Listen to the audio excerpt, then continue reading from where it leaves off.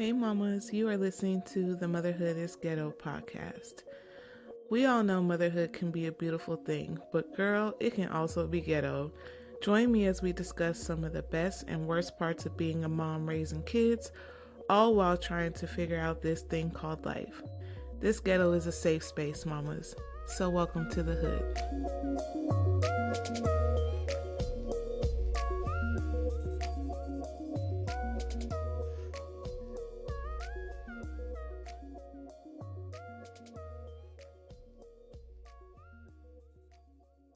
Hey mamas, welcome back to another episode of Motherhood is Ghetto.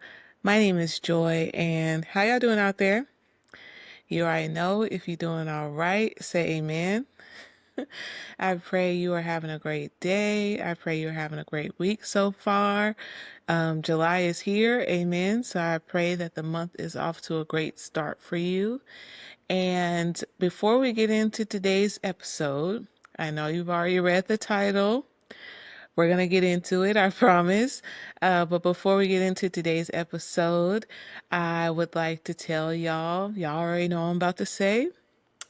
We're finna talk about the Empowered Mama Planner for just a minute. Just a minute, okay?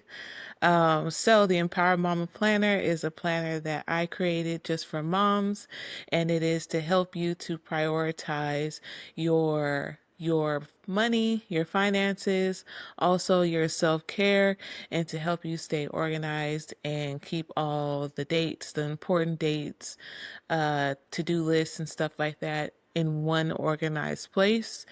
The planner has a love note from me to you.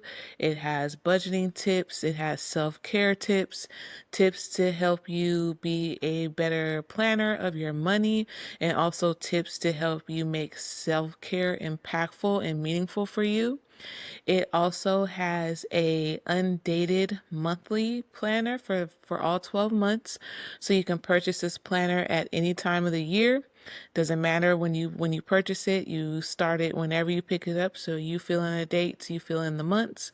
And there is also a weekly planner for every month. So if you don't necessarily like writing on the calendar, there are weekly planner sheets within that same month that you can use to plan out your week. There are also pages for a 90-day brain dump. So every 90 days of the calendar, you will see a brain dump page. So that way you can kind of sort and organize all the thoughts and things that you want to get accomplished within the next 90 days. There's also lots of space to journal and reflect within the planner. So every month there is space for you to journal and just get all the thoughts and the feelings out. And then lastly, at the back of the planner, there are a lot of self-care and money saving challenges that you can use to help prioritize your self-care and your budgeting, and then also too to help you stay accountable. So, if that sounds like something that's right up your alley or something you've been looking for, it is available right now on Amazon, and I will have it linked in the show notes if you're listening on Spotify or Apple Podcast, or if you're watching on YouTube, I will have it linked in the description. I know that you've read the title, and I'm going to be 100% honest. I am nervous to share this story, and uh, I I thought a lot about sharing this story and other stories because one thing that I do want this podcast to serve as is a place that mothers feel comfortable coming to and listening to someone who they can relate to. And I was thinking to myself that I did want to share more stories, about things that I've gone throughout my motherhood journey, and some things are not pretty, this being one of them. And I would never get on here and preach to be perfect or be the perfect mom or have all the answers, and to be honest, I would never want to do that. So I'm sharing this for a few reasons. One of the reasons being that I just want all moms to know that We are not our mistakes. Our mistakes don't make us, they don't define us, and they are not an accurate representation of who we are and who we could potentially be. And we all make mistakes, things happen, but the most important thing is to learn from those mistakes and move forward. We cannot stay stuck. We cannot stay in a place where we're feeling like this is all that has for us and this is all that's meant for us. You can change things. You can turn things around for you, not only for your children, but also for yourself. So I'm hoping that me sharing this story helps the next mom who's feeling like she has failed her children in some way, or failed her family, or she's not good enough, or she will never get out of the situation that she's currently in. I want this story to serve as a testament that if I could go through something like this, or, if God allowed something like this to happen in my life and I was able to come out the other side, you know, thriving and chasing my goals and my dreams, then I want you to know that you can too. And I'm being 100% very vulnerable with this story. Like I said, it was one that I really went back and forth with. I prayed about it as to if I should even share it, but I feel like I need to share this story. So I'm going to stop rambling and I'm going to get into the story. So, per the title, CPS almost took my kids not once, but twice. So, this story will have a part two, but this part of the story, I'm going to tell you about the first time that CPS almost took my kids. So, this happened when my daughter was about 4 years old. My daughter is 14 now, so this was about 10 years ago. And at the time, I had just had my youngest son not too long ago. And Solomon, of course, was already in the mix. So at this point in time, I had all three of my kids. All three of my kids were here on earth, everything. So one day I was at home. We were all at home, and my husband had left. Well, he was planning to leave to go somewhere, and I don't remember where he was going. It was such a long time ago, so I don't remember exactly where he was going. But my daughter wanted to go with him, so he was like, "I'm gonna take Bean with me. I'll be back." So I was like, "Okay, no worries." And at this time, we only had one car. So he had left with the car, and I was at home with the boys, and I was home with my one of my stepdaughters. So we're at home and everything, just doing what we do. And a few hours later, I get a call on my phone, and it's my husband calling me. And so I pick up the phone, and there's a lot of like chaos and stuff going on in the background, so I really can't hear. So I pick up the phone and I'm like, "Hello, hello." And I can hear him talking, but it's like he's not talking to me. And then the phone cuts off. So I'm like, "Okay, like what's going on?" So I try to call him back and he's not picking up the phone. And at this point, I'm starting to panic because I'm like, what's going on? Like, he has my daughter. Like, what? I just don't know what's going on, and he's not picking up his phone. And then I get another phone call, this time from a different phone number. And I don't recognize the number at all, but I'm like, let me answer this because I know my husband was trying to call me. And so I answer the phone, and it's Las Vegas Metro Police Department. And they proceed to tell me that I need to come get my daughter, or they will be releasing her into the custody of Child Protective Services. And At this point, I'm not understanding anything that's going on. I don't know what's going on. I don't know what happened. I don't know if my husband's okay. I don't know if my daughter's okay because the police officer on the phone is not telling me anything. He's not telling me nothing. He's just saying, "You need to get down here. If you don't come here, then we are going to put your daughter in the custody of Child Protective Services." And I said, "Okay." And I quickly hang up the phone. I tell him like I'm on my way, and I hang up the phone. As soon as I hung up the phone, I realized I have no car. How am I supposed to get to them? I have no car. And also I forgot to mention, the officer did tell me where they were in the city. So my where my husband was in proximity to where we lived, it was a little bit of a drive, like maybe he was about 15-20 minutes away.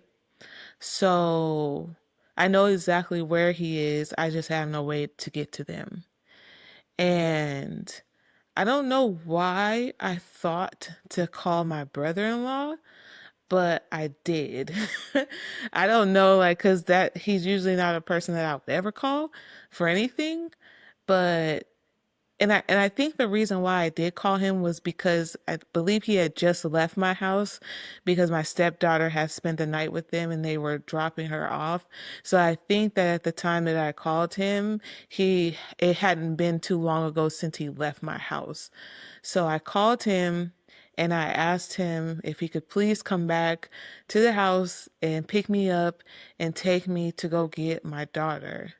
And he's like, "What's going on?" I'm like, "I don't even know." Like, Metro called me and they told me to come get Genesis, or they're going to send her to Child Haven or be in CPS custody. So my brother-in-law comes to the house. He picks me up. I tell him what cross streets the police say that they're on, and so we drive there.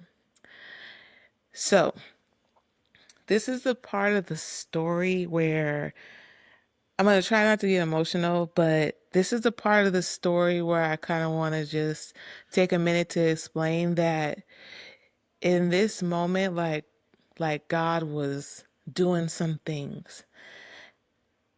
So we're driving up to where the police officer said that my daughter and my husband are. And when we turn the corner, I see my car in the middle of the intersection of the road, right smack dab in the middle of the intersection. All four doors open, wide open. There's nobody in the driver's seat, nobody in the passenger seat. I look in the back seat. I see my daughter's car seat, but I don't see my daughter. And I'm panicking. I don't even see the police officers. I don't see anybody. And it's crazy because it's the middle of the day. Like, there were no cars driving by. Like, it was just nobody. And my heart just dropped to the floor. I was like, there's no way they took my daughter. Like, there's no way. And I was like, where's my husband? Like, where is he? So we pull up. I get out of the car. I go run into my car. And then I see an officer get out of his car and come walking towards me. And I'm asking him, like, where's my daughter? And he keeps asking me questions like, you so and so, or you the person I call? Yes, where's my daughter? And I don't see her anywhere. Like, she's nowhere to be found. And then out the corner of my eye, I see someone holding my daughter's hand walking towards me. And it's a older lady, and it looked like maybe it was her daughter that was with her, and the older lady was holding my daughter's hand. And as soon as I saw my daughter, I ran to her And I was like, "Are you okay? Like, is everything all right?" And of course, like 4-year-old, like she's like, "I'm fine." And she's trying to explain to me what happened to my husband, but the words aren't wording with her as a 4-year-old. But from what I was able to make out, she did say, Daddy was hurt. So, um, so I'm talking to the police officer, and they're kind of telling me what happened. And, you know, they, I guess it's part of the story. I have to add a little bit of context to. I I don't know exactly what happened because honestly, I don't even think my husband remember what happened, but I do remember at that time of our lives, it was very tough. It was a very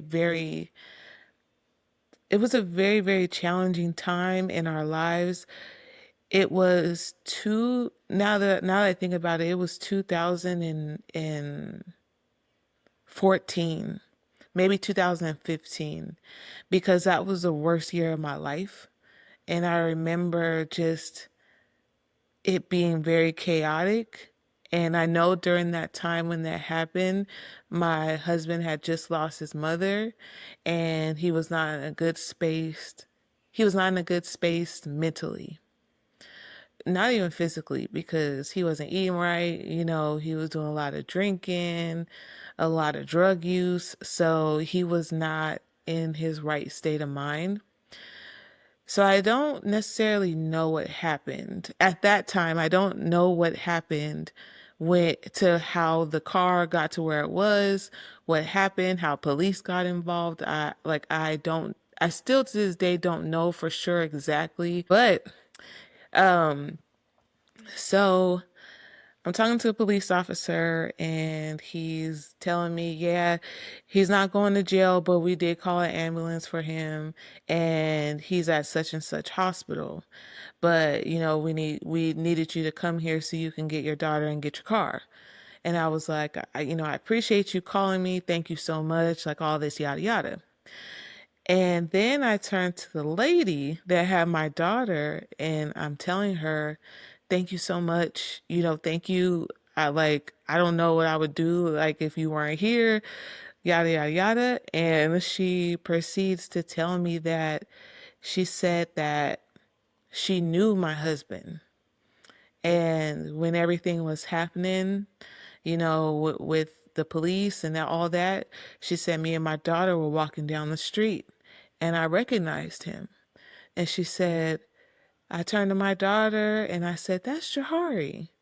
And her daughter was like, "Yeah, like that's Jahari." And she said that when they handcuffed my husband or whatever they were doing at that time with my husband, she grabbed my daughter and told them, "You need to call her mother." And from what she was telling me, like they weren't trying to do that. Like they were ready to send my daughter wherever and take my husband into custody, and I would have had to jump through hoops to get my daughter because um she was put in danger basically.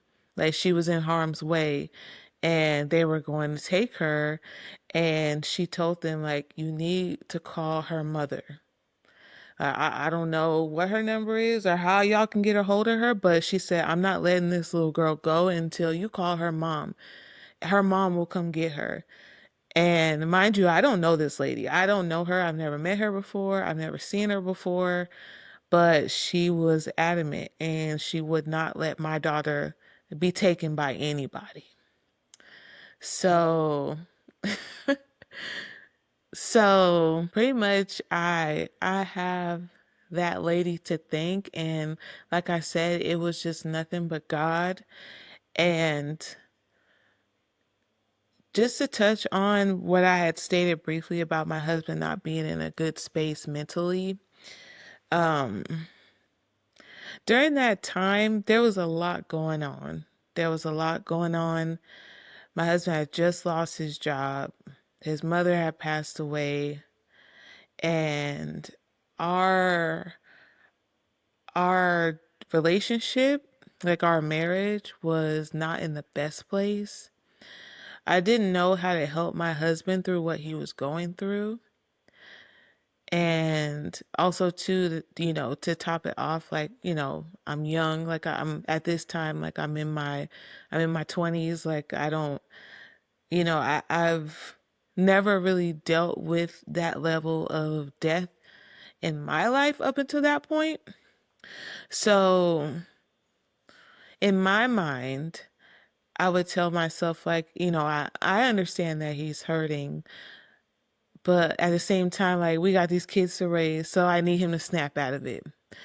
And looking back at it now, like, I feel like that was super insensitive of me. But it was just like, I can't do this by myself. I need you to figure out whatever's going on with you. But honestly, I think that it was just really the grief and everything just on top of everything. And where we lived was not the best environment for him or our kids, but it was all we could afford. It was all that we could get, like with our credit. And I did a lot of trying to escape, and not necessarily like escape, like doing substances or drugs or stepping out in my marriage or anything like that. Not that type of escape, just escaping, like working long hours at work. I mean, we definitely needed the extra money, but we didn't need it like that. Like I was able to handle and take care of our bills despite my husband not having a job.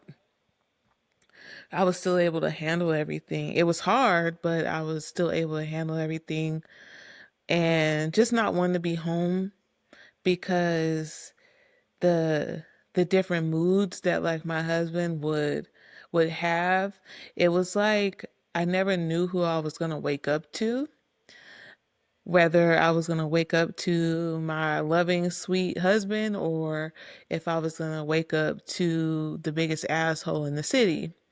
So I was just like, anytime I woke up to that asshole, I didn't want to be anywhere near. I wanted to just go to my mom's house or do something else. But I think this first time that CPS almost took my child, I think that was, well, I don't think I know. I know that that was God's way of trying to let me know, hey, I need you to refocus and reprioritize. I need you to figure out a way to get your family in a better situation, or there's going to be more. Like this isn't going to stop. And I feel like he used this incident, this this circumstance to get my attention, because when it comes to my kids, I think the Lord knows and the enemy knows that that's the one and only way to get my attention. It's the only way to get me to react and to move and to take action. And really, that's how it was back then. Everything that I did, everything that I prayed and dreamed for and worked towards was for my kids. And the Lord knew that there needed to be a change. There needed to be a drastic change, but I don't think that I was paying attention. I was too busy trying to escape. I was too busy trying to escape what my marriage was turning into and the environment that we were in. Because where we lived, it was a place where I did not want to live. And if you are also from Las Vegas, just to say, like it was on the east side, and I don't know what it is about the east side, but the east side has a dark cloud over it. It's sinister almost, and it feels like when you're there, it feels like you will never get out of there. And that's how I felt a lot of the times. I'm like, we're gonna have to live here for like I don't think we'll ever move from here because this is all we can afford. This is all we can get on our credit. Like, I don't have the money to make my credit better. Like, we're stuck here. So I didn't want to be there. I didn't want to be there at all. But also, too, I feel like the Lord was trying to tell me, like, hey, we definitely need to take a closer look into what's going on with hubby. Like, you're not gonna be able to leave your kids or let your kids go off with your husband right now. There's something going on, and it needs your attention, whatever that looks like. And I feel like the Lord knew, like, putting me in a position of almost losing my child would be the wake up call for me to do something, take action, get us out of that environment so that way my husband can start to heal. And unfortunately, I don't think I heard him the first time because I almost got my kids taken again a second time. And I will share that story in the next episode. But I really do feel like at that time, truly, things needed to change. And I don't think that I was ready to face that. I don't think that I was ready to come to terms with that. And when I say change, like, I mean a lot of changes. Y'all, there was just so much going on. There was so much going on. And to have three young children and the environment that we had them in and just everything that was going on, it was not healthy. It was not the best environment. And I carried around a lot of guilt because of that for a long time. And it, I don't know, it's hard to explain because it's a part of my life that I don't wish to think about and I don't want to relive, but I know it's a part of my story. And I one day hope to be, on stages sharing my story with other women and inspiring them to keep going and not give up on themselves or their dreams or not fall victim to their circumstances or get stuck in that mindset that, well, this is how it's always going to be and I can't change anything. Because you can change things. Things can change for you in the matter of a second. So with me sharing this, I just hope that it is inspiring somebody. But once we go over part two, then there will be an overarching message. But I just felt like I I want to share more with y'all. And I want to share the sides of my motherhood journey that have not been so great. I know that I do talk a lot about our experiences and my experience, um, with a very optimistic outlook, and that is truly how I feel. I always look at the glass half full rather than half empty. But this was a time in my life where I really struggled. I really struggled with staying positive and being present. And it was a time in my life where I just wanted to escape. I wanted God to just fast forward the time and so that way I can get past it. And now I know, looking back and how the series of events played out, I know that God was like, no, I have to put you through this because you're not going to learn otherwise. You're not going to do what you need to do to get your family out of this neighborhood, out of this side of town. You're not going to put your focus where it's needed. And yes, it's going to take you almost losing your children to wake up and focus on what's necessary to put you on the path to where I need you to be. Because right now you're not on that path and I need to redirect you. And like I said, like it's like God knows exactly how to get to me, but so does the enemy. So does the enemy. And it's crazy how just so many things were happening at the same time that were super horrible, but at the same time, I can only see it now as I look back that God really did have his hands on the situation the whole time. The whole time. He just needed me to open my eyes a little bit more. And I'm glad that he did. So this is going to conclude part 1 of CPS almost taking my kids twice. So next week, I will be sharing with y'all the second time CPS almost took my kids. Um, and it's still crazy to say it out loud. I don't think that I've ever shared this story with anyone. I've shared it with my kids before, just in the spirit of transparency, so my kids are aware, but like at the time they didn't remember like what was going on. So, but this is me just being vulnerable and sharing with y'all a time in my life where as a mother I was not at my best. Not to say I was at my worst, but I was not at my best. Mistakes were made, and it almost cost us dearly. It almost cost us dearly. So I'm thankful and I'm grateful we made it out on the other side. And I just want you to know that if you are in a similar situation or ever been in a situation before and you're feeling like you're stuck or you're feeling like I'll never be able to get past this or create a better life for myself or my kids, you can. Don't ever think that you can't. Just don't give up. You have to try. No matter how long it takes, you will make it over to the other side.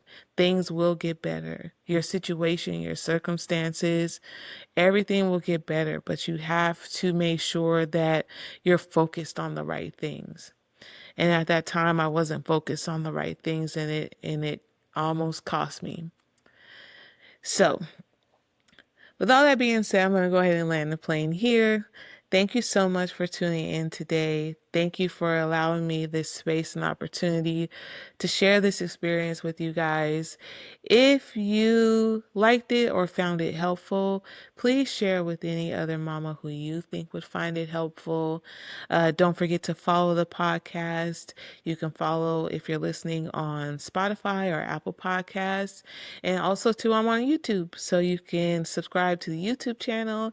And I'm on YouTube Podcasts, too, now. Amen. So if you like YouTube podcasts instead of regular YouTube videos, they are also on there as well. You can also follow me on Instagram at motherhood_ghetto. I post videos there, me and the kids, so you can keep up with us. And you can DM me there too. So if you have any topics you'd like me to cover on motherhood, or if you have any questions for me, my DMs are open, so you can reach me there. And then lastly, if you haven't already, go pick up your copy of the Empower Mama Planner, and the Motherhood is Ghetto Self-Care Journal for Mothers is also available on Amazon. All links will be provided in the show notes as well as in the description box of YouTube. Thank you so much for tuning in, and until next time, mamas. Thank you so much for listening to today's podcast. Don't forget to follow the podcast and share with anyone who you think may enjoy it. And follow me on Instagram at motherhood_ghetto. Also, feel free to DM me if you have any experiences, opinions, or views on motherhood you'd like me to share on the podcast. Until next time, mamas.